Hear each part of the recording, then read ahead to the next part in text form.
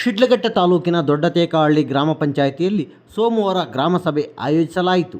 ಗ್ರಾಮ ಪಂಚಾಯಿತಿ ನೋಡಲ್ ಅಧಿಕಾರಿಯ ಪರವಾಗಿ ಯುವಜನ ಮತ್ತು ಕ್ರೀಡಾ ಇಲಾಖೆಯ ಅಬ್ದುಲ್ ಖಾದಿರ್ ಅವರು ಸರ್ಕಾರದ ವಿವಿಧ ಯೋಜನೆಗಳ ಕುರಿತು ಸಾರ್ವಜನಿಕರಿಗೆ ಮಾಹಿತಿ ನೀಡಿದರು.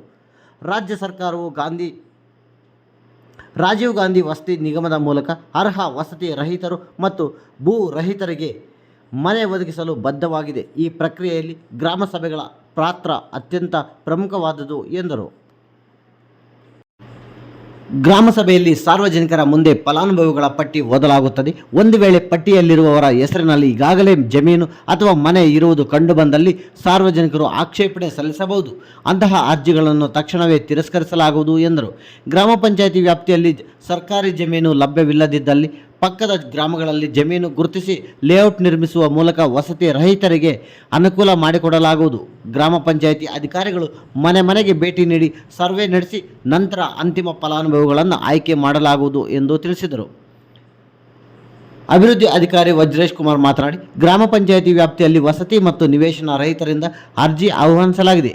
ಮನೆ ಇಲ್ಲದವರಿಗೆ ಮನೆ ನಿರ್ಮಿಸಲು ಅವರ ಆಧಾರ್ ಕಾರ್ಡ್ ಮತ್ತು ರೇಷನ್ ಕಾರ್ಡ್ ಯಾವುದೇ ರೀತಿಯಲ್ಲೂ ಮನೆಗೆ ನೋಂದಣಿ ಆಗಿರಬಾರದು.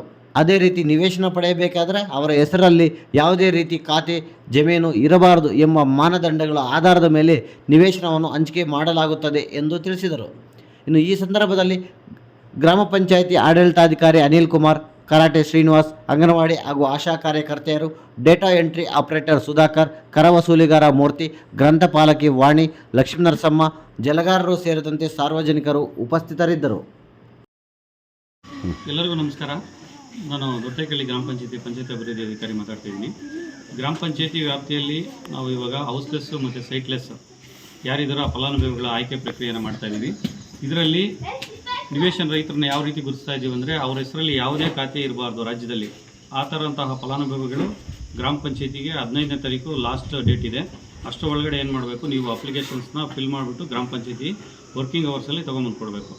ಮತ್ತು ಸೈಟ್ಲೆಸ್ ಆಯಿತು, ಹೌಸ್ಲೆಸ್ ಯಾರಾದರೂ ಮನೆ ಬೇಕಾದರೆ ಫಲಾನುಭವಿಗಳು ತಮ್ಮ ಆಧಾರ್ ಕಾರ್ಡು, ರೇಷನ್ ಕಾರ್ಡು ಮತ್ತು voter I D, photo, caste income ಮತ್ತು ಪಾಸ್ಬುಕ್ ಜೆರಾಕ್ಸು ಇಷ್ಟನ್ನು ನಮ್ಮ ಗ್ರಾಮ ಪಂಚಾಯತಿಗೆ ತಂದುಕೊಟ್ಟಲ್ಲಿ 15ರ ಒಳಗಡೆ ನಾವು ಏನು ಎಂಟ್ರಿ ಮಾಡ್ತಾಯಿದ್ದೀವೋ, ಈ ಒಂದು ಅಭಿಯಾನ ಮಾಡ್ತಾಯಿದ್ದೀವೋ, ಆ ಅಭಿಯಾನಕ್ಕೆ ಇಷ್ಟು ಡಾಕ್ಯುಮೆಂಟ್ಸ್ ಕೊಟ್ಟರೆ ನಾವು ಎಂಟ್ರಿ ಮಾಡ್ಕೊತೀವಿ.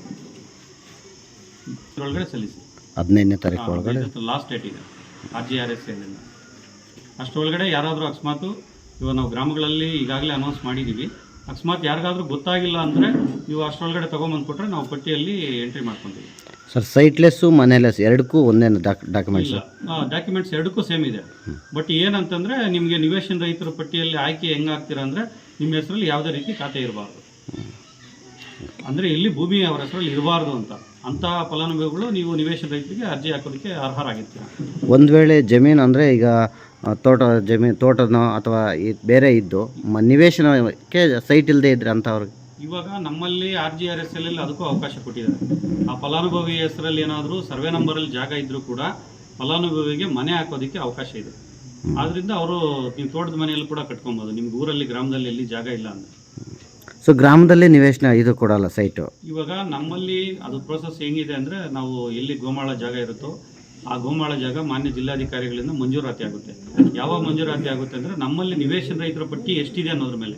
ನಿವೇಶನ ರೈತರ ಪಟ್ಟಿ ಜಾಸ್ತಿ ಇದ್ದರೆ ಅದಕ್ಕೆ ಲಭ್ಯ ಎಷ್ಟು ಜಾಗ ಇದೆಯೋ ಅದ್ರ ಮೇಲೆ ಏನಾಗುತ್ತೆ, ಜಾಗ ಮಂಜೂರಾಗುತ್ತೆ. ಅದನ್ನು ನಗರ ಮತ್ತು ಯೋಜನಾಭಿವೃದ್ಧಿ ಪ್ರಾಧಿಕಾರದಿಂದ ನಿವೇಶನಗಳು ಬಡಾವಣೆ ನಕ್ಷೆ ತಯಾರಾಗುತ್ತೆ. ಆಮೇಲೆ ಅದನ್ನು ಲೇಔಟ್ ಪ್ಲ್ಯಾನ್ನ ಪಂಚಾಯತಿ ಕಡೆಯಿಂದ ಅಭಿವೃದ್ಧಿಪಡಿಸ್ತೀವಿ. ಆಮೇಲೆ ಈ ಫಲಾನುಭವಿಗಳು ಏನು ಆಯ್ಕೆ ಆಗಿದ್ರೋ ಅವ್ರನ್ನ ಗ್ರಾಮ ಸಭೆಯಲ್ಲಿ ಅನುಮೋದನೆ ಮಾಡಿಸಿ ಅವರಿಗೆ ನಿವೇಶನಗಳ ಹಂಚಿಕೆ ಪ್ರಕ್ರಿಯೆ ಆಗುತ್ತೆ.